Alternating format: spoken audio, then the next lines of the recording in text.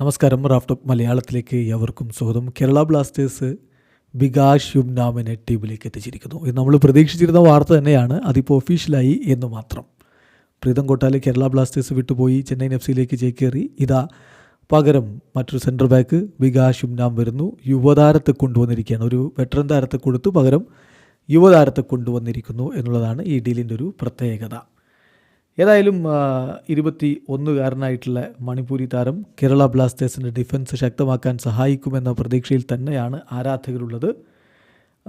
ഇന്ത്യയുടെ അണ്ടർ-16, അണ്ടർ-19 ടീമുകൾക്കൊക്കെ കളിച്ചിട്ടുള്ളയാളാണ് വികാസ് യുംനാം എന്ന കാര്യം കൂടി നോക്കുക. ഏതായാലും താരത്തെ സംബന്ധിച്ചിടത്തോളം ഇവിടെ കൂടുതൽ മികച്ച പ്രകടനം നടത്താൻ അദ്ദേഹത്തിന് കഴിയട്ടെ.